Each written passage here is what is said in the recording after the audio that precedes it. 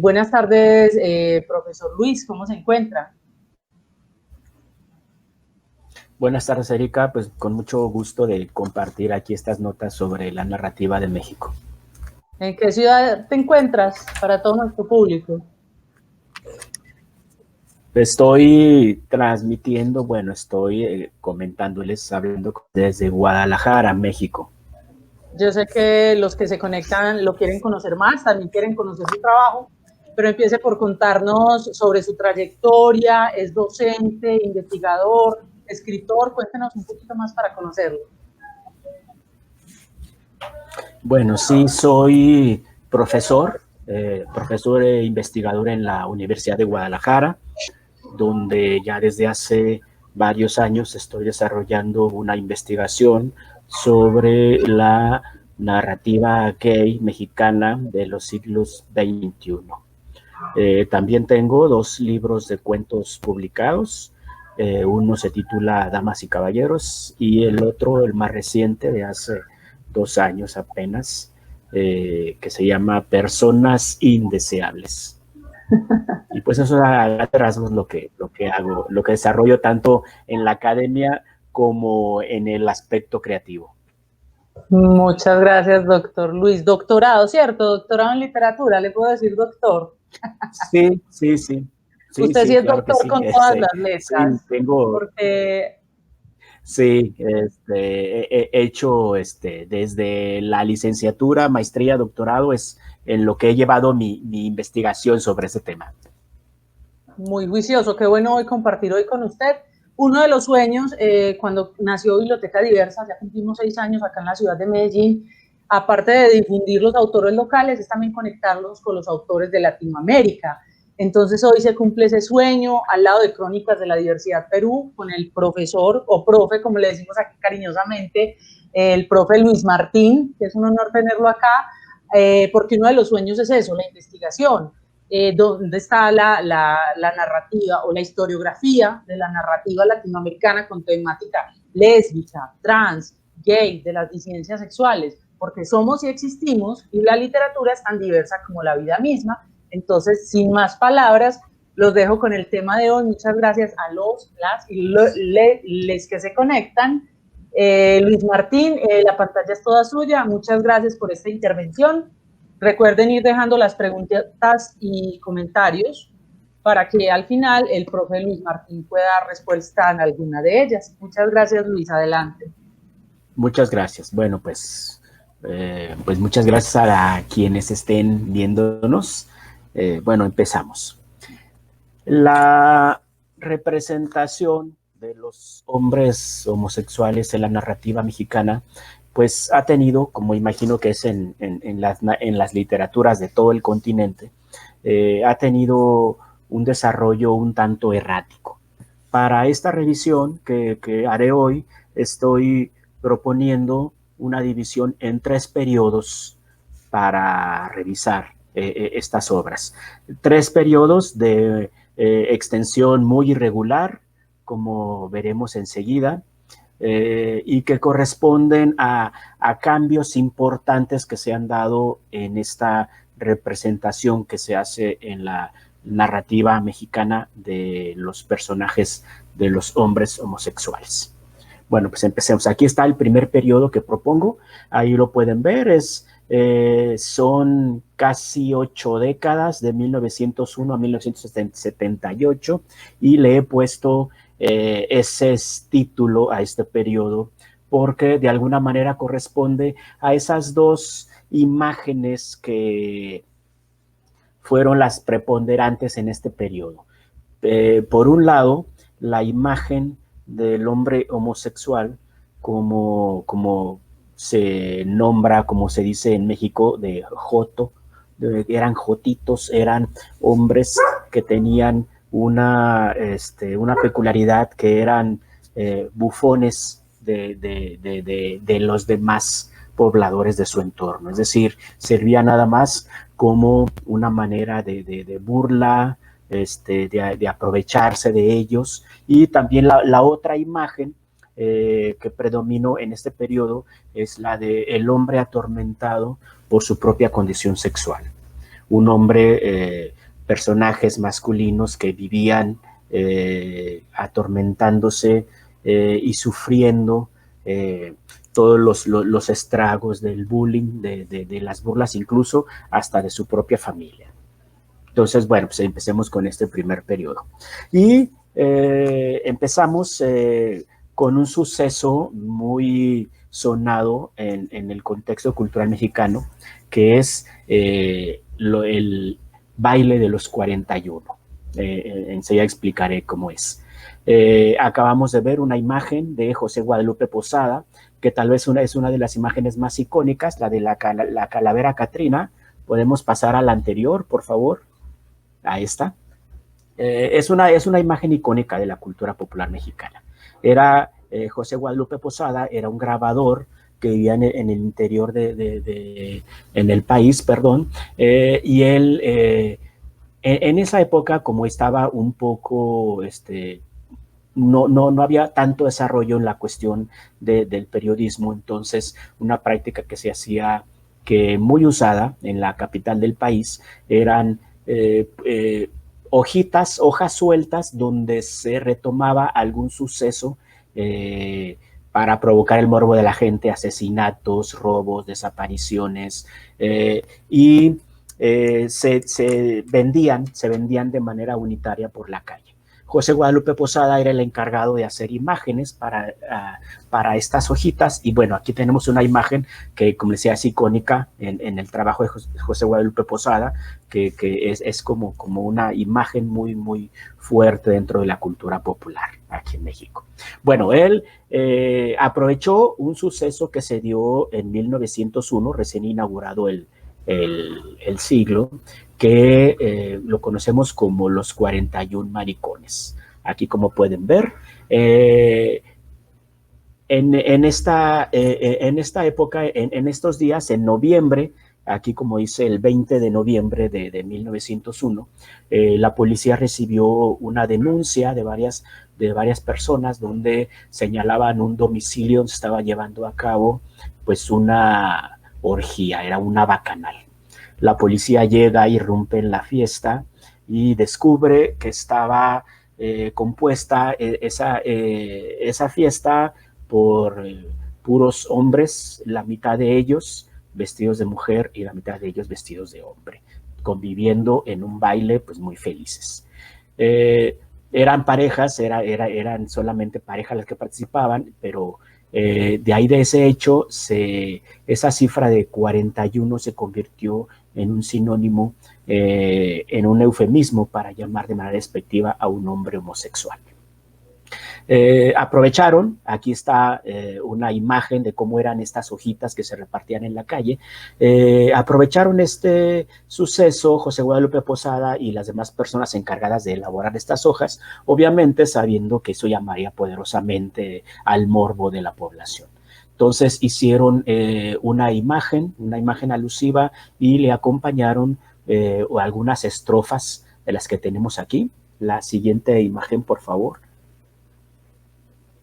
Ahí está, esa es la parte, la contraportada, la que sigue.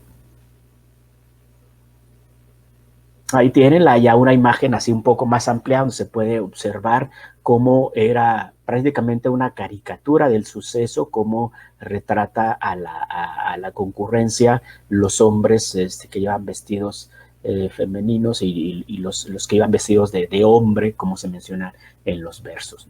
Siguiente. Ahí están algunos, espero que alcancen a verlo. Ahí son algunas de las estrofas donde se hacía totalmente una visión paródica de este suceso, burlándose de la asistencia, introduciendo algunos hechos como que se iba a rifar a un adolescente para gozo de los asistentes, etc. Era una exageración total que, como he mencionado, estaba dedicado a explotar el morbo de las personas. Entonces, bueno, esta fue la primera aparición de la homosexualidad masculina en la vida pública y también en la literatura. Si ustedes ya después pueden buscar en la web estos versos, así como los 41 maricones, los pueden leer y pues verán que son textos con muy escasa calidad literaria, pero pues ese fue el punto de partida. A partir de eso, bueno, estos versos fueron el preludio de muchísimas obras que retomarían y que harían permanecer esta representación del hombre gay que ya ofrecía aquí como objeto de burla. Para avanzar un poco, bueno, fueron casi siete décadas, hasta 1978, en que se iban publicando más obras que retomaban este hecho, que presentaban personajes masculinos homosexuales, pero siempre desde el punto de vista del sufrimiento o del personaje paródico, el que hacía reír a los demás con su caricaturización de la imagen femenina, o el que vivía aterrado por su propia condición y hacía, y bueno, tenía una vida muy triste y en muchas ocasiones con un desenlace trágico. El siguiente, por favor, un ejemplo nada más para poner de este periodo, esta novela Cielo Tormentoso, donde también retomaba aspectos pues yo creo que icónicos dentro de la cuestión de la homosexualidad. Son dos muchachos que están en un seminario, están estudiando en el seminario. Son dos muchachos, uno rubio, uno moreno, y que ambos sentían que había entre ellos una conexión especial, sin mencionar jamás en un momento ni la palabra amor, deseo y muchísimo menos homosexualidad. Esta novela de Cielo Tormentoso ya hacia el final del periodo de 1972. Pero hacia el final, los últimos años de este periodo, es cuando surgen dos obras importantes, muy importantes para esta cuestión que estamos revisando. Es la novela El diario de José Toledo. Ahí está la imagen de Miguel Barbachano Ponce. Esta es de 1964. Esta novela ha sido considerada como la primera que presenta a un personaje gay como protagonista. Es una primera incursión, pues, poco optimista, porque desde el inicio de la novela sabemos que José Toledo es un joven burócrata que vive constantemente atemorizado por todas las agresiones que padece de todo su entorno, de amigos, de vecinos, de compañeros de trabajo, incluso hasta de su propia madre. Es una novela que desarrolla un ambiente muy sombrío, varios personajes gays, pero incluso algunos de ellos con un final trágico, es decir, con la muerte, incluso la del mismo protagonista, que es José Toledo. No estoy haciendo spoiler porque desde el inicio de la novela, lo cual le da un giro pues bastante significativo a la novela, es que desde las primeras páginas sabemos que José Toledo, este muchacho burócrata gay, se ha suicidado. Aparece como una nota de periodística donde se informa de la muerte. Entonces la novela desarrolla toda su historia previa al suicidio, todo lo que el lector puede percibir que lo llevó a tomar tal decisión. Y otra novela, la siguiente, que es Después de todo, de José Ceballos Maldonado. Esta es una de las novelas más importantes sobre el tema en México. Esta novela se publicó por primera vez en 1969 y plantea la historia de un profesor, de un profesor universitario que acostumbraba tener algunas parejas amorosas y sexuales entre sus alumnos. El profesor por la relación con uno de estos muchachos, es despedido de su trabajo. Él tiene que emigrar de su ciudad, que está en la provincia de México, tiene que emigrar a la capital, donde pues ya su situación es bastante difícil, tanto en lo amoroso como en lo económico. Es una novela muy importante porque desarrolla un personaje que tiene una posición muy, muy transgresora para la época. El personaje admite, el protagonista admite, sabe que su condición sexual es algo que la sociedad trata de ocultar y de reprimir, lo sabe, pero a la vez está consciente y asume totalmente su deseo y confiesa que lo hará siempre y que no habrá manera de que lo pueda suprimir. Eso dicho en una novela en 1969, todavía muy lejos de la época en que comenzara todo el movimiento de reivindicación para la gente LGBT en el país, y bueno, pues en todo el continente resultaba pues bastante transgresor. Además de que es una posición ética muy, muy, muy concreta y muy interesante para el tema. Bueno, con esto, así concluimos el primer periodo. Hay muchas obras, por supuesto, en estas 8 décadas, pero pues, es como un panorama que quise ver con las obras más representantes. Bueno, así llegamos a 1979. Este es un año muy especial en la historia de la comunidad gay y lésbica en el país, porque en el 79 es cuando se organiza la primera marcha. Es una imagen del cartel que se estuvo difundiendo en las calles para invitar a esta, como dice en el cartel, primera gran marcha del orgullo homosexual. Las siguientes, por favor. Estas son algunas imágenes de las marchas, de las primeras marchas que se realizaron en la Ciudad de México del 79 ya en adelante, que se ha venido realizando, bueno, con excepción de este año, que hubo un evento virtual. Entonces aquí hay algunas imágenes de esas primeras marchas. En este año 1979 también se publica la novela que da inicio al segundo periodo. Aquí está, que es el periodo del boom dentro de la narrativa gay mexicana. Y esta novela, que son, como podemos ver aquí, son 2 décadas, son 20 años apenas aproximadamente, donde se dio este boom. Y la primera novela que inicia este segundo periodo es esta novela, una obra muy importante que se titula El vampiro de la Colonia Roma, del autor Luis Zapata. Esta obra fue un suceso no solo para el tema, sino para la narrativa mexicana en general, porque desarrollaba tomaba la siguiente historia. Simula ser la entrevista, una larga entrevista a un muchacho, a un hombre joven que se dedica a la prostitución con otros hombres.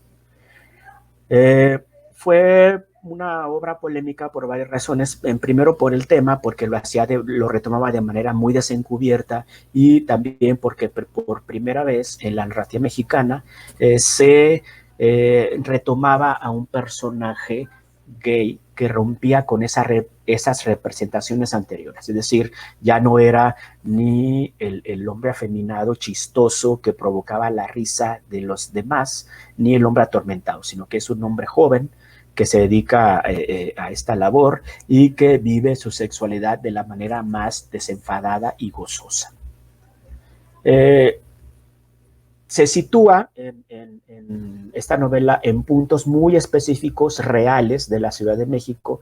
Entonces, para la población de la capital del país, fue como una especie, se constituyó como una especie de guía por el mundo gay de la época, de finales de los 70, los 80, para la población gay de la capital. Y también fue, la siguiente imagen, por favor. También fue una novela polémica por la forma que tenía la novela. Es decir, si ustedes pueden apreciar aquí en la imagen, es una narración donde se eliminaron todos los signos de puntuación y fueron sustituidos por espacios en blanco. Lo cual, bueno, suena de alguna manera bastante lógico porque pues, los signos de puntuación tienen esa función, ¿no?, de hacer breves pausas en nuestro discurso oral. Entonces, esta novela, al ser una especie de entrevista que incluso está dividida en cintas, entonces, pues es algo bastante lógico que sustituya esos signos de puntuación por espacios en blanco. Era una forma narrativa que no se había usado anteriormente en la narrativa mexicana. Hay ejemplos en la literatura universal, por supuesto, pero en la literatura mexicana era la primera vez que se usaba en toda una novela este recurso. Bueno, pues Zapata es el que inauguró esta obra, pero también, este periodo, perdón, pero también tiene una obra muy valiosa y muy variada. Cito nada más dos títulos de él que me parecen de los libros más que resaltan más de su producción. Que es En Jirones. En Jirones se publicó en 1983 y aquí también está situada la atención en personajes gays, pero aquí tenemos dos personajes antagónicos, es decir, son dos hombres que se conocen en un cineclub una noche, empiezan a salir, empieza a entablarse una relación que llega a ser bastante fuerte entre ambos, pero lo que los enfrenta son las posiciones que tienen respecto a su propia sexualidad. Uno de ellos, que vive todavía como en el closet, que aparenta tener una orientación heterosexual, mientras el otro se asume completamente. Entonces, este hecho provoca enfrentamientos entre ambos y poco a poco va llevando una relación muy fuerte en el aspecto carnal, pues a un desenlace un tanto dramático. Esta novela también simula ser un diario, el diario del protagonista, del que está contando su historia, y ha sido llamada por David William Foster como la novela gay latinoamericana más explícita sexualmente. Eso por lo menos era hasta hacia finales del siglo pasado, hasta finales de los 90 del siglo pasado, y yo creo que de alguna forma sigue siéndolo, porque al presentar el hecho de que es un diario, pues eso le da excusa al narrador para extenderse en esos detalles de los encuentros sexuales. La siguiente obra de Zapata, de las que les quiero hablar, es esta que se llama Melodrama. Aquí esta imagen corresponde a un volumen donde se conjuntaron dos obras de Zapata. De la que les voy a hablar se llama Melodrama. Esta Melodrama es de 1985 y es una novela película. Es muchas cosas. Es una novela, es una película, es una novela rosa también, porque es de las muy escasas novelas gays que tienen un final feliz. El melodrama es un homenaje a este género del melodrama, que en esencia pues, es un género dramático, es decir, son textos hechos para representarse en un escenario, pero aquí en México melodrama se volvió más un sinónimo de un género cinematográfico. Gran parte de la filmografía de la época de oro mexicana son melodramas, incluso pues, en muchos países de Latinoamérica. Cine mexicano se da como un sinónimo de melodrama. En esta se retoman muchos de esas características la descripción de grandes escenografías, la división de personajes, una división muy esquemática entre muy buenos y muy malos, pero aquí está utilizado para la relación entre dos hombres. Una novela muy divertida que recientemente se ha estado reeditando y que todavía ha encontrado muchos lectores. Bueno, esta es Zapata. No sé si podamos hacer como un breve espacio para ver si hay algunas preguntas, si hay algunos comentarios, y continuamos en un momento más con los autores del segundo periodo. Claro que sí, doctor Luis Martín, aquí muy conectadas desde Medellín, Colombia, desde Biblioteca Diversa, desde Lima, Perú, que nos están haciendo el soporte técnico.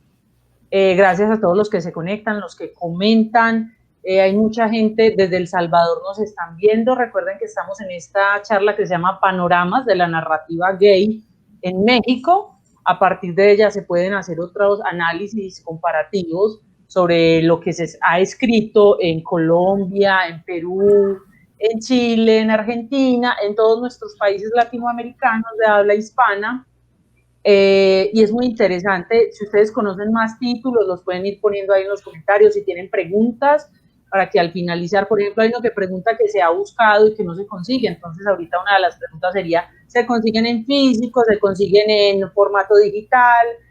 ¿Cierto? Porque hay muchos de ellos que lamentablemente, pues por las fechas de edición ya no se consiguen y se hace necesario el llamado a reediciones. Por ahora, muchas gracias por conectarse. Está Oscar David de acá de Medellín, está El Salvador, Isca Lozano de Bogotá, Libros del Armario que también nos acompaña.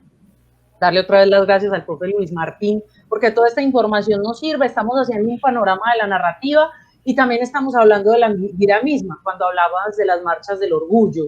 También podemos hacer esas conexiones con la historia en Colombia, en Perú, en Chile, en Argentina. Entonces aquí es historia y literatura, que van de la mano, porque la narrativa y la ficción de alguna forma refleja la sociedad, pero también la transforma. Entonces, ver esos avances, ver si son explícitos, si son sutiles, cuál es el papel de los personajes homosexuales en la historia, si son protagónicos, antagónicos, o si solo son secundarios.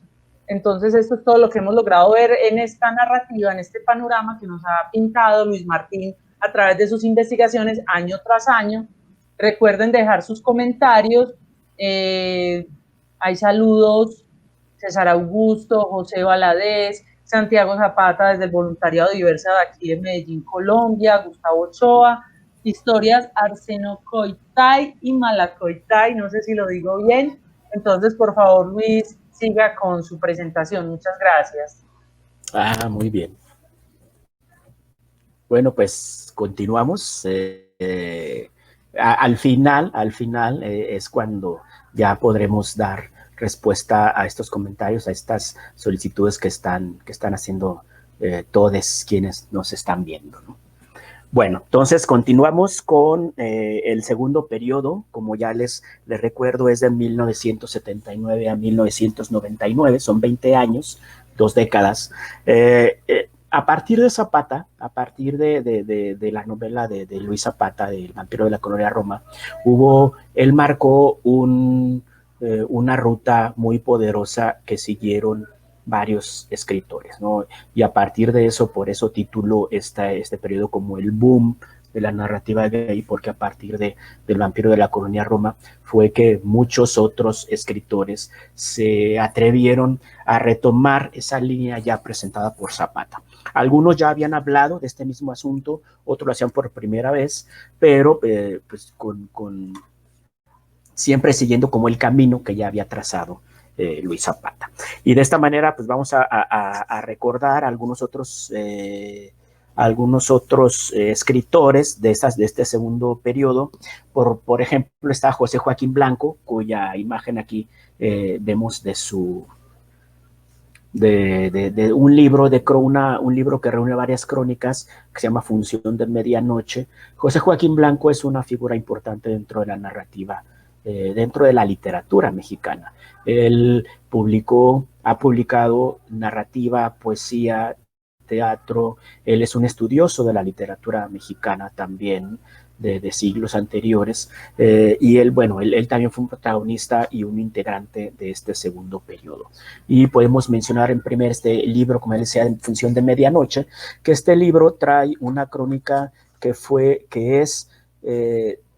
y es todavía un texto fundacional para la narrativa gay en México. Es una crónica que se llama Ojos que da pánico soñar, publicada también en un periódico de la capital del país en 1979 también, incluso antes de que se organizara la primera marcha, que es que fue en junio, pero la publicación de Ojos que da pánico soñar se dio en marzo de 1979.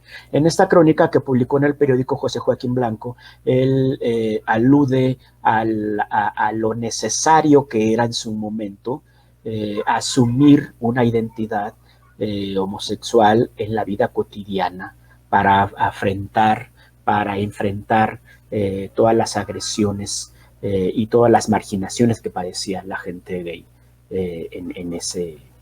en ese tiempo. Incluso podemos mencionarlo como un texto que se adelanta a su tiempo, porque de alguna manera él también ya está previendo en este texto del 79 pues de alguna manera la domesticación que ha padecido el movimiento gay, con algunas prebendas como el matrimonio, como el acceso de personajes y personas gays a ciertos círculos culturales o sociales, y que eso ha minado un poco en la potencia del movimiento gay. También otra novela, otra obra importante de José Joaquín Blanco es Las púberes canéforas, que es la siguiente imagen que tenemos. Las púberes canéforas, aquí siguiendo con su vocación dentro de la crónica para José Joaquín Blanco, en esta novela de Las púberes canéforas, que es la siguiente imagen, él hace una crónica o hace una revisión muy detallada, con mucha fuerza, de cómo se vive la homosexualidad en las clases bajas de una ciudad, de una gran ciudad como es la Ciudad de México. Cómo esos personajes que a veces tienen que asumir una posición de fortaleza tremenda en la vida, esos personajes padecen muchas veces una doble discriminación por ser gays y también por ser pobres. Entonces, Blanco, en esta novela que tiene tintes de literatura negra, de literatura policíaca, hace toda una descripción y un rescate de estos personajes que tienen que sobrevivir en un ambiente totalmente adverso.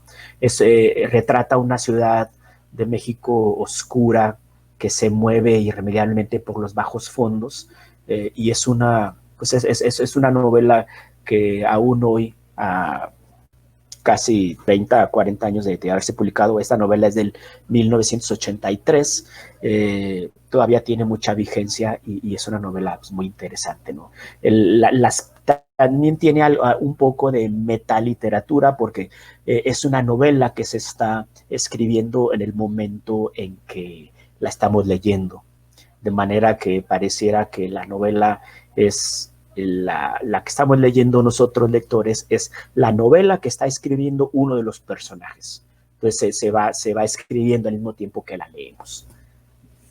Otro integrante de este segundo periodo es Luis González de Alba, una figura también muy interesante dentro de la historia de México, porque él incluso fue participante del movimiento estudiantil que se dio con mucha fuerza en 1968, Luis González de Alba. Él fue integrante del Consejo de Huelga de este movimiento, que tuvo un desenlace trágico en el barrio de Tlatelolco el 2 de octubre de 1968. Bueno, El vino de los bravos, González de Alba ya había publicado algunos libros antes de este título. Es un volumen de cuentos que desarrollan historias de un personaje gay en varios países, en varias ciudades del mundo. De manera que vemos historias que se desarrollan, por ejemplo, en Río de Janeiro, en Barcelona, también otras que se desarrollan en la Ciudad de México. Alguna también tiene lugar en Guadalajara, México, aquí donde estoy yo hablándoles ahorita. Es una obra muy interesante y una de las características más marcadas en la obra de Luis Zapata, tanto en este libro de cuentos como en toda su obra posterior, es una imagen del hombre gay hipermasculino. También, por supuesto, eso nos lleva de alguna forma a la presencia de una homofobia internalizada muy fuerte. Hay una depreciación de la figura del hombre gay afeminado, en contraposición a cómo se había manejado esta representación en el periodo anterior. Aquí se va al otro extremo. Entonces hay, pues sí, es un elogio a la figura del hombre gay hipermasculino, lo que estará presente a lo largo de toda su obra. Bueno, un autor que aportó las representaciones más extremas del hombre gay en México fue José Rafael Calva. Esta primera obra de la que hablaré, Utopía Gay, que es de 1984, desarrolla una cuestión que hoy tenemos muy presente en esta época, que es la de la homopaternidad. Utopía Gay desarrolla la historia de una pareja de hombres, de las cuales uno de ellos realmente está desarrollando dentro de su cuerpo un ser humano, está embarazado. No ambos son hombres cisgénero. Entonces, bueno, esa es parte del juego de la utopía. Es una novela también con mucho humor, donde se traslada de alguna manera las aspiraciones de una pareja heterosexual a la formada por dos hombres, incluida el juego del hogar feliz, del hogar funcional, donde uno de ellos es el que procrea, el que cría a los hijos, el otro es el proveedor. Es una novela que en su tiempo fue tuvo mucha aceptación, aunque hoy con algunas a la vista de nuevas teorías y nuevas ideas que ahora tenemos muy presentes en esta época, pues podría ser muy cuestionable. La siguiente novela de José Rafael Calva es una novela breve, son alrededor de 50, 60 páginas nada más, que es El Jinete Azul, que es una de las obras más fuertes dentro de la narrativa mexicana. Es una historia sobre un profesor, un médico ya retirado, ya maduro, y retirado de su labor, que se ha especializado en métodos de curación medievales, y él lo que hace es ligarse, conocer a muchachos jóvenes, los lleva a su casa, que es realmente una fortaleza, y allí comete con ellos toda clase de prácticas sadomasoquistas, llegando incluso a la antropofagia. Es una novela muy fuerte, desde el inicio se puede percibir esto, y tiene un epígrafe del Marqués de Sade. Entonces, es una novela muy intensa, breve, pero que realmente logra estremecer con esta imagen de las pasiones sadomasoquistas, y en este caso dentro del homoerotismo. Esta novela es de 1985, perdón. Y así llegamos al cuarto escritor que quiero abordar en este segundo periodo, que es Jorge López Páez, que para los espectadores y para la gente que nos está viendo en México, pues sonará tal vez familiar este título, Doña Erlinda y su hijo. Doña Erlinda y su hijo es una madre, el cine de México, digo cine porque también tiene su versión cinematográfica, pero el cine de México está lleno de madres, madres sufrientes, madres abnegadas, y está la madre presente en este texto de Jorge López Páez es muy diferente, es una madre que desde cuando tiene un hijo único, y desde que el niño era pequeño se dio cuenta de su preferencia. Entonces se ha encargado como de allanarle el camino, haciéndolo acompañar de amiguitos, y en la etapa de madurez del hijo, bueno, la mamá hace convivir en una misma casa al amante, al chico que es amante de su hijo, a la esposa del hijo, e incluso a los nietos. La obra de Jorge López Páez es una obra muy interesante porque tal vez tenga como un elemento más muy transgresor, y que a veces podemos no reparar muy fácilmente en ello. Es que presenta las relaciones homosexuales desde un punto de vista apabullantemente natural. Es decir, son personajes que no hacen apologías de su condición sexual, pero tampoco se lamentan. Simplemente son personajes que están en un presente de su vida y asumen y narran partes de su existencia, siempre con la conciencia de que son gays, pero pues sí, como decía, con una apabullante naturalidad, lo que en algún momento puede parecer incluso pues más transgresor que el texto más combativo. Este libro es una recopilación de varios cuentos que se fueron publicando en varios suplementos literarios y revistas. Y el cuento que da título al libro y que da título a la película fue la que retomó el director Jaime Humberto Hermosillo, también un director muy importante, y que varias de sus películas abordó el tema de la homosexualidad.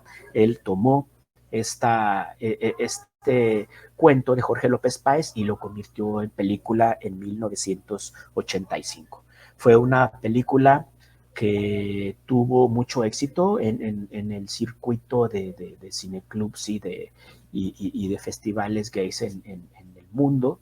Es una película muy singular, donde como detalle curioso, el personaje central, el que es Doña Erlinda,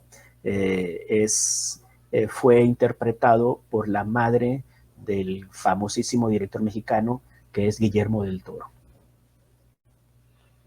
Y bueno, en la obra de López Páez, en toda su obra está presente también como esta cuestión muy fácil de encontrar en los contextos mexicanos y supongo que en toda Latinoamérica, que es la doble vida que llevan muchos hombres en virtud de no transgredir las reglas de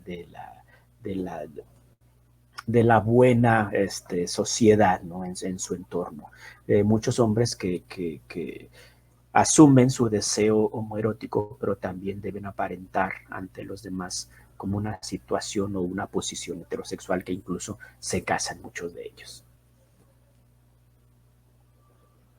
Bueno, estos son los 4 autores, 5 con Luis Zapata, que me interesaba retomar del segundo periodo, perdón. Y bueno, así llegamos. Brevemente también quiero hablar un poco de lo que es la narrativa testimonial, una parte importante. La dejé aparte porque es literatura de no ficción, entonces pues merecía como un apartado. Hablaré brevemente de ellos para llegar ya hasta el tercer periodo. En primer lugar tenemos este libro que se llama La estatua de sal, de uno de los, de una figura importantísima también en la literatura mexicana, que es Salvador Novo. Este fue el primer texto autobiográfico escrito por un autor gay mexicano. Se publicó en 1998, pero Salvador Novo, él lo dejó listo en 1945. Es decir, cuando él tenía 41 años, terminó esta obra, que es una parte de un proyecto, es parte de un proyecto más largo que no alcanzó a desarrollar Salvador Novo, que abarca nada más los primeros 20 años de su vida.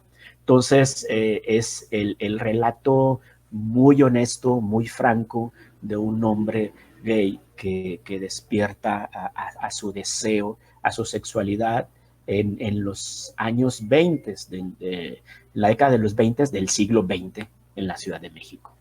Salvador Novo también es una figura importante por muchos aspectos. Él fue integrante del grupo de los contemporáneos, un grupo de poetas muy, muy importante para el contexto de la poesía y de la literatura mexicana en general. La siguiente obra es Los desfiguros de mi corazón. Sergio Fernández es un profesor universitario de la UNAM, de la Universidad Nacional Autónoma de México, y él en 1983 publicó este libro de textos que se llama Los desfiguros de mi corazón, donde él presenta varias anécdotas de su vida ficcionalizadas. En el prólogo dice, bueno, estos cuentos pues son verdad alterada, pero verdad al fin. Estos dos libros, junto con el que veremos enseguida, son textos de personas, de hombres que ya tenían un prestigio y una obra muy consolidada al momento que publicaron estas obras. Entonces, es una posición que hay que reconocer, una posición importante que tuvieron estos tres autores de enfrentarse de alguna manera a los prejuicios de su época. Estamos hablando de los, bueno, en el caso de Novo, de los 40s, y en el caso de Sergio Fernández, de los 80s también, en que se atrevieron a tener a sacar esta publicación que ya los conectaba con cierto espíritu que recién iba surgiendo, que era pues de todo el activismo gay en México a partir del 79 con la primera marcha, como lo decía Elena hace algunos momentos. Y la siguiente obra, también escrita por un poeta, es Elías Nandino. Que es un libro que se disfruta mucho, es Una vida no velada. Elías Nandino también es un poeta con una obra bastante considerable en la literatura de México, y aquí también él hacía un recuento de toda su vida, desde la niñez, pasando por la adolescencia, hasta llegar a su época como médico en la Ciudad de México, donde él hablaba de manera muy desencubierta de toda su vida sexual. Fue también una obra un tanto polémica, porque el propio poeta Nandino se arrepintió del resultado final y pidió que se retiraran. Él hizo después su propia versión, pero bueno, en conjunto estas tres obras, como decía, son un referente importante para la cultura, no solamente para la literatura, sino para la cultura gay en México, porque eran textos donde los autores exponían sus vivencias, su propia experiencia muy, muy personal. Y bueno, así llegamos al tercer periodo, donde en el tercer periodo se caracteriza, de aquí, como digo, es del año 2000 a la fecha, y es le puse como subtítulo La diversa narrativa gay, porque el boom se fue apagando poco a poco. los autores dejaron de publicar, algunos murieron, otros, por ejemplo, José Rafael Calva se trasladó a los Estados Unidos y ya no volvió a saberse de él, ya no volvió a publicar, algunos callaron, otros murieron, y el mismo tema, como la manera como se había estado usando en esas 2 décadas, del 79 al 99, fue disminuyendo un poco el impacto. De manera que con el nuevo siglo, con el siglo XXI, es cuando se puede hablar de un tercer periodo, que es en el que aún vivimos nosotros, y que tiene un cambio considerable porque, bueno, a cambio de ese espíritu combativo que se dio en el segundo periodo, aquí hubo una diversidad de actitudes, de visiones respecto a los personajes masculinos gays.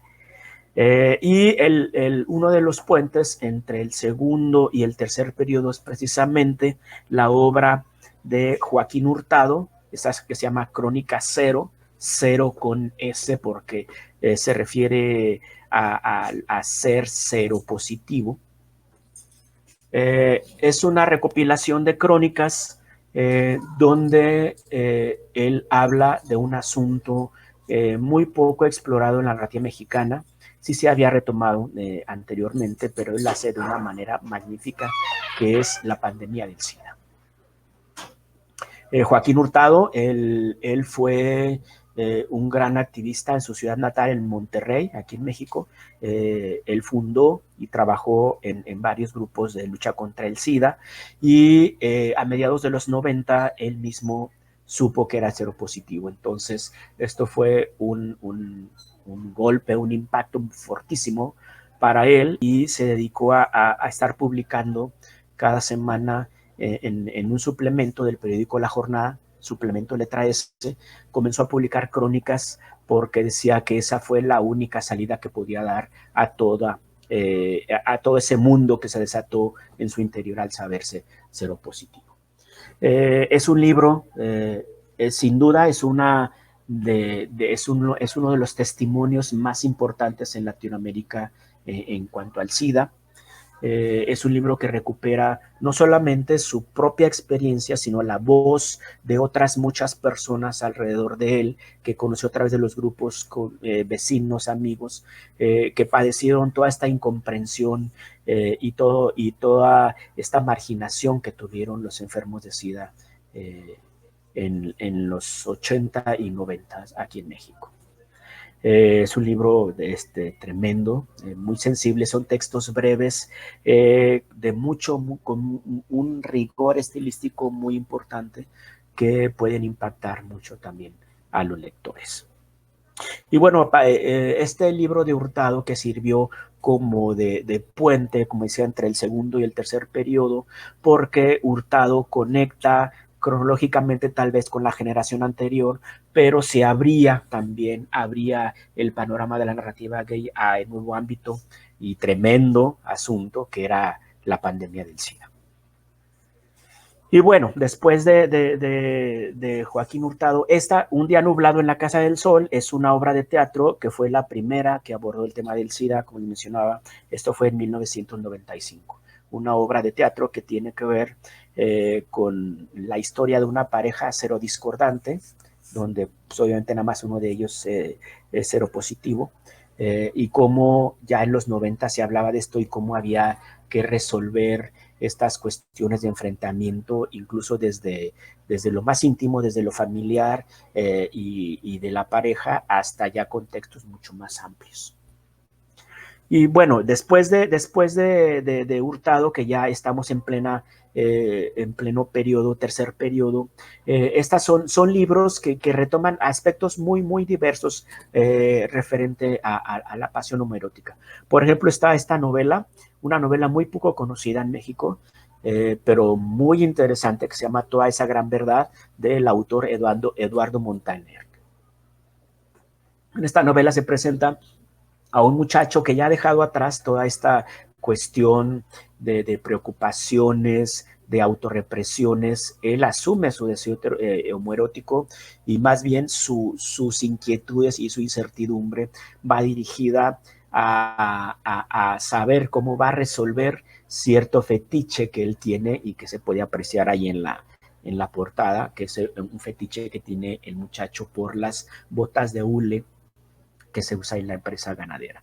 Eduardo Montaner es un autor singular dentro de esta narrativa, porque es un autor, es descendiente de inmigrantes italianos que llegaron, hace varias décadas llegaron a establecerse en el estado de Puebla y se dedicaron a la industria ganadera y a la industria de productos lácteos. Incluso Eduardo Montaner, él es, su lengua materna es el véneto, y esta novela es la única que él ha escrito en español, porque todos sus demás textos están en véneto. El siguiente, o otro libro también muy diverso y muy divertido, es Paso del Macho, de Juan Carlos Bautista, que es una fábula tropical donde en un pueblo costero desembarca un marinero a quedarse unos días ahí, un portento de hombre, como se ve en la portada, y con su apariencia y con su sex appeal deja extasiadas a todas las locas que se asumen así realmente en la novela, ellas mismas como locas, como vestidas, y desata una batalla entre todos, entre todas, para ver quién logra quedarse con ese hombrazo. Está en tono de parodia también, pero aquí lo importante es ver cómo el autor resignifica la imagen de la vestida, de la loca, y cómo lo vuelve un asunto de autoafirmación, no como una manera despectiva de referirse a un hombre que usa vestidos femeninos. Otro autor también muy diferente y que es una voz disidente dentro del contexto de la cultura gay es Wenceslao Bruciaga, con esta obra que es Funerales de Hombres Raros. Reúne dos novelas cortas y hace toda una revisión de las relaciones homoeróticas, pero ya desde un punto de vista mucho más contemporáneo. Ya son hombres maduros, jóvenes, que retoman y que desarrollan su homoerotismo de manera muy patente y muy asumida.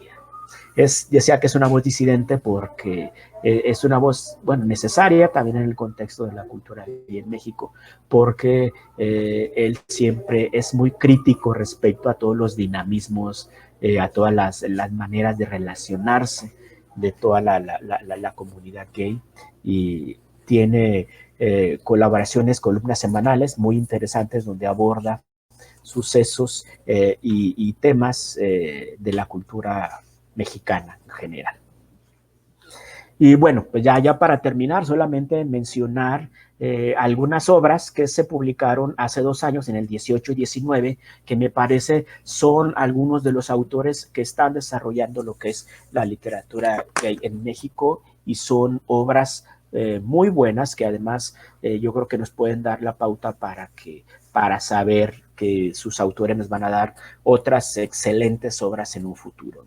Y empiezo con Hacia las luces del norte, de Ángel Valenzuela. Esta novela se publicó en España, en la editorial Dos Bigotes, una editorial dedicada especialmente a publicar títulos de la diversidad sexual.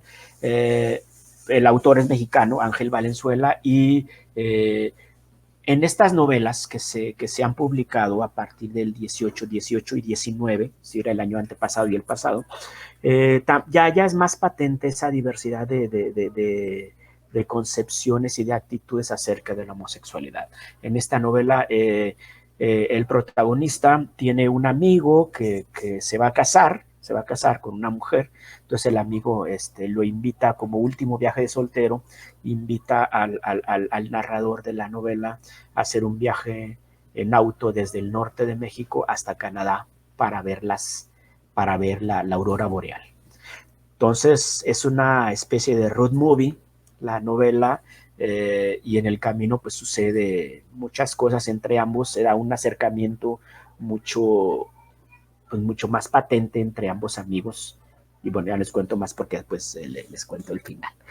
La siguiente es Todos mis padres desarrolla, esta ya es del 19 del año pasado, desarrolla un hecho que tal vez no ha tenido mucha atención en la narrativa mexicana, pero es un hecho que al leerla uno puede comentar, bueno, sí, claro, es algo, ¿por qué no se me ocurrió a mí antes? Es algo totalmente lógico en ciertos contextos, que es la fascinación que despierta en un hombre gay la figura paterna, incluso con ciertos tintes eróticos. La novela trata a todos mis padres, se titula a todos mis padres porque el protagonista es un muchacho joven que de manera afanosa busca relaciones con hombres mayores que él, con hombres que efectivamente tendrán la edad de su padre. Fernando Yacamante es tal vez el escritor más joven de todos de los que hablaré en esta charla, y es una obra muy interesante y también de la autoría de Fernando Yacamante. Muy probablemente tendremos muchas otras obras interesantes posteriormente. La siguiente es Max Erzam, La noche se me fue de las manos. Esta es una novela que se publicó, como pueden apreciar, en una editorial transnacional, en Alfaguara. Max Erzam es mexicano, bueno, pero él vive en Estados Unidos, y esta novela también desarrolla una historia entre un hombre mexicano y un hombre estadounidense. Se desarrolla en Chicago, ahí se conocen, se da el flechazo, empiezan a vivir, pero todas las labores, las cuestiones a las que se dedicaba el hombre estadounidense de esta relación vuelven al presente, regresan y intervienen de manera bastante oscura en la realidad de la pareja, y poco a poco va dañando la relación hasta desembocar pues, también en un hecho pues, bastante lamentable. Y la última obra, Miguel Cane, Todas las fiestas de mañana, también es del 2019, y es también una novela como de formación. Es una historia sobre un personaje, es un muchacho joven que no se ha atrevido a tener una relación. Él es parte de un grupo de amigos, hombres y mujeres, que se conocieron gracias a la asistencia constante a diversos eventos sociales, fiestas de matrimonios, de 15 años, de cumpleaños. A través de la asistencia a estos eventos se fue forjando ese grupo de amigos. Él está enamorado secretamente de otro muchacho de ese grupo de amigos, otro muchacho que también asiste con su novia, y es una novela como de crecimiento, de cómo empieza a percibir este personaje y cómo empieza a desarrollar y asumir y buscar la satisfacción de su propio deseo. Hay un accidente automovilístico que es como el centro de la novela, y que modifica de alguna manera la vida de todos los personajes, pero siempre girando todo alrededor de la vida de Luciano, el protagonista, que es el personaje gay presente en la novela. Bueno, este es el panorama que yo presento. Por supuesto, hay muchas obras también que podríamos hablar, algunas otras de las que hubiera querido comentar también aquí, pero pues bueno, creo que estamos aquí, ya podemos hacer como una pausa y intentar dar respuesta a algunos comentarios y preguntas. Muchas gracias, doctor, por su presentación. Precisamente, primero darle unos saludos a las personas que están conectados. Luego, me voy a tomar el atrevimiento de contestar una pregunta desde Biblioteca Diversa, porque hemos trabajado Sí, por supuesto. Y al final, una pregunta, de pronto se me quedan otras, pero por el tiempo le voy a dar una a Luis Martín. Saludemos a Fidel Eduardo Chaparro Torres, René Michel, José Rivas Busto, Oscar Tamayo, por acá está José Valadez, César Augusto Muñoz, que fue el que hizo la pregunta de la literatura infantil y juvenil. Ana Díaz, sí, quedará la charla colgada en Facebook. Gustavo Ochoa, claro, hay que tomar nota porque, como decía Isca Lorenzo, Esta es la Sí, sí. memoria de la narrativa. Y la narrativa de las memorias también la podemos hacer. Por acá está también Antonio Aquino, que nos ayudó a responder esa pregunta. El Quinúncuga, desde acá de Medellín. Muchas personas se conectaron, muchas gracias. Julio Díaz. Ahí se entabló una conversación en los comentarios muy interesante. Entonces, yo primero quisiera hacer el comentario de las portadas. O sea, Sí, sí, claro. yo en este momento hice un panorama de narrativa lésbica, desde la primer novela lésbica que se puede investigar, que es de habla inglesa. Pues en la pequeña investigación que hice yo, no se compara con las investigaciones que ha hecho Luis Martín desde la academia, pero las portadas, alguien por favor que le haga una investigación a esas imágenes, porque son fuertes, son potentes, hay algunas que muestran cuerpos sinuosos, otros cuerpos musculosos, el miembro marcado en el pantalón, Claro. es un estudio interesante, ¿cierto? Sí, sí, Ahorita sí, por supuesto. precisamente César Augusto desde Tierra del Fuego nos hacía la pregunta de literatura infantil y juvenil, por ahí en los comentarios ya han conversado, no sé si el profe tenga otro comentario. Yo me atrevo, desde Biblioteca Diversa hemos trabajado familia diversa, por ejemplo este Elefantes en el cuarto de Cindy Elefante, un saludo para ella, es una escritora radicada en Bogotá, es una novela gráfica y habla de su juventud y su despertar de una forma muy tranquila, porque es que estas experiencias sexuales, claro, novela erótica no vamos a llevar a la escuela y por eso la literatura se marca para ciertas edades, aunque la biografía lectora sea distinta para cada persona. Pero esta novela gráfica me gustó porque cuenta con esa tranquilidad y con esa sencillez, ese despertar lésbico. Billy y el vestido rosa es otro que nos puede ayudar a hablar sobre identidades, diversidad. La historia de Julia, la niña que tenía sombra de niño, también la mencionaron en los comentarios. Risitos de oso me encanta. Este es especial para la primera infancia. Este me encanta. También habla de diversidad. Me tomé el atrevimiento de responder esa pregunta. No sé si el profe tenga otra pregunta, porque hay otras. Comentaron sobre las editoriales, que es muy difícil publicar. Claro que sí. Sí, yo te paso la lista, César, ahorita en un comentario. Que hay editoriales clasistas. Esa sería la primera pregunta sobre las editoriales. ¿Qué tan difícil es publicar temática LGTBI? La censura, ¿cierto? Sí ha cambiado, claro que con el tiempo esperamos que haya cambiado para bien, que sea ya la apertura a publicar estos temas. Y esa sería la primera pregunta de las editoriales. La segunda pregunta sería de cómo se consiguen. En México, en Perú, en Latinoamérica, en Colombia, si existen versiones digitales o si el profe Luis Martín, ¿dónde los ha conseguido? ¿Dónde le parece que es más fácil? Por ahí anda buscalibro.com, que no, la verdad no he preguntado, porque cuando precisamente hicimos este proyecto de literatura infantil y familia diversa, las editoriales no tienen el catálogo por temas. Es decir, yo pregunté por literatura infantil temática LGTB y se quedaron fríos, no sabían nada. Y seguramente sí tienen, pero no las conocen y las editoriales están perdiendo ese mercado porque puede que publiquen, puede que lleguen a las estanterías, a las vitrinas, pero no lo tienen catalogado así. Lo mismo pasa en las bibliotecas, que si lo clasifican mal se puede perder en el mar de información. Entonces, la primera pregunta es por editoriales, la segunda pregunta es dónde se pueden conseguir estos libros y si quieres empiezas por esas dos. Sí, Pero, bueno, de las editoriales, yo creo que hasta hace algunas décadas sí era todavía una situación muy difícil para textos abiertamente gays y lésbicos y LGBT, ¿no? Porque estas obras las del segundo periodo, las del periodo del boom, fueron publicadas en la mayoría de ellos en editoriales muy consistentes de México. Por ejemplo, el vampiro de la colonia Roma está en Grijalbo, que fue una editorial importante o sea, seguramente pues al el cocinado. pasado.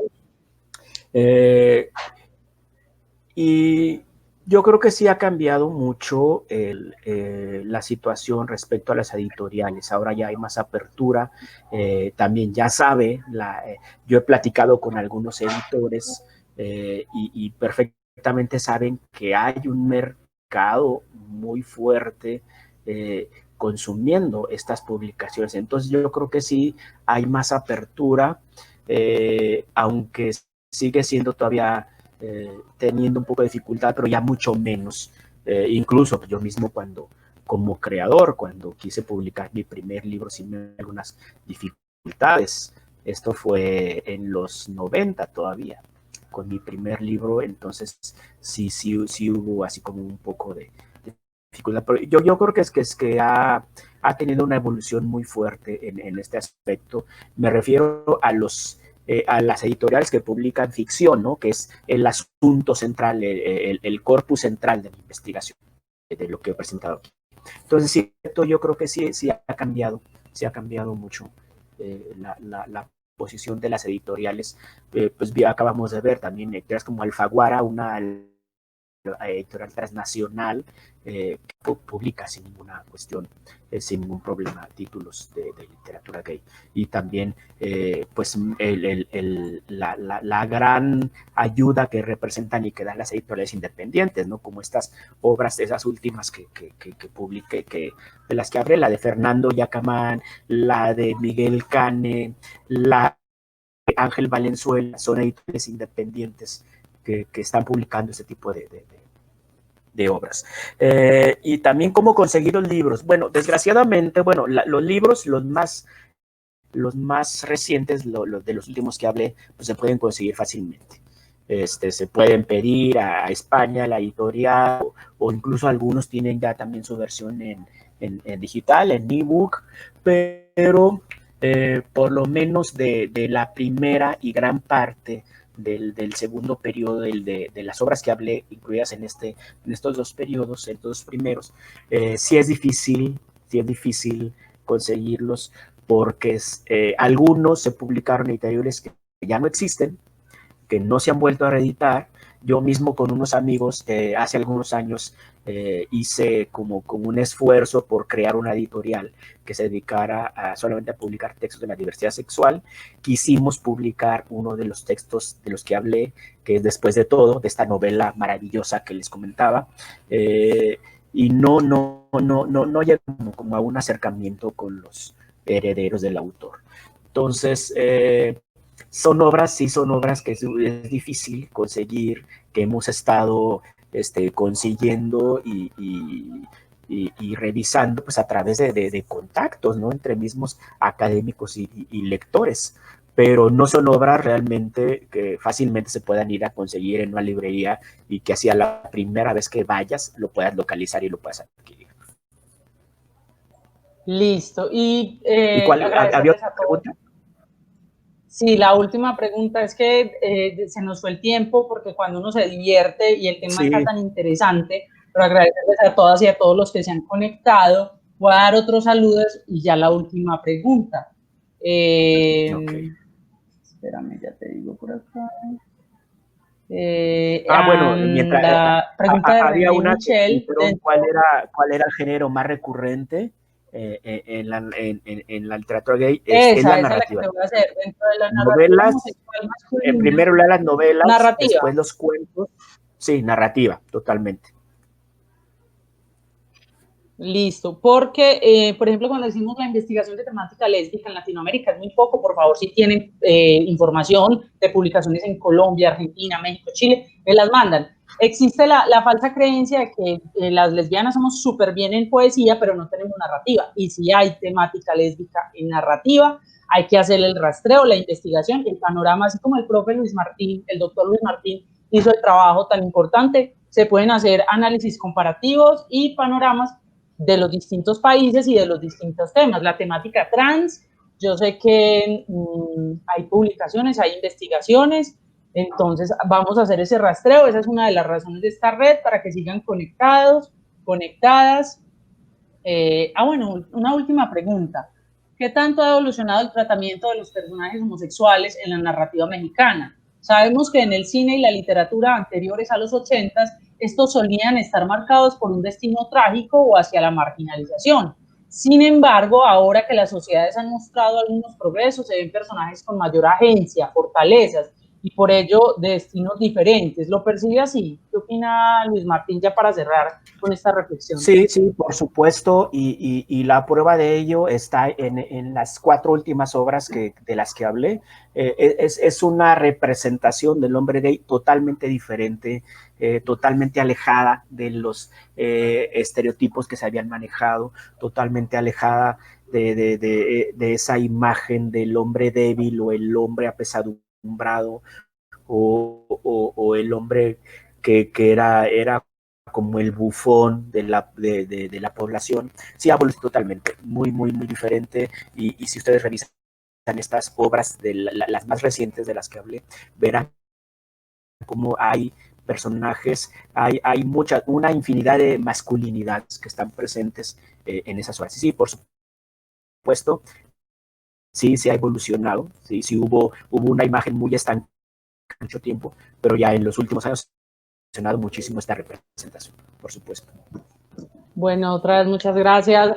Crónicas de la Diversidad Perú, que estuvo detrás de los controles de esta transmisión, el doctor Luis Martín Ulloa, por tan maravillosa ponencia, que seguro va a dar pie a otras investigaciones y a otros análisis. A los que nos comentaron, César Augusto Muñoz, gracias por ese último recomendado. Ya voy a pasar los títulos que mencioné ahí en el chat. Muchas gracias. Luis Martín, a Julio de Crónicas de la Diversidad, a todas y todos los que se conectaron. Espero volverlos a ver pronto en estas panorámicas latinoamericanas. Muchas gracias, doctor Luis. Hasta la próxima. Hasta la próxima. Muchas gracias.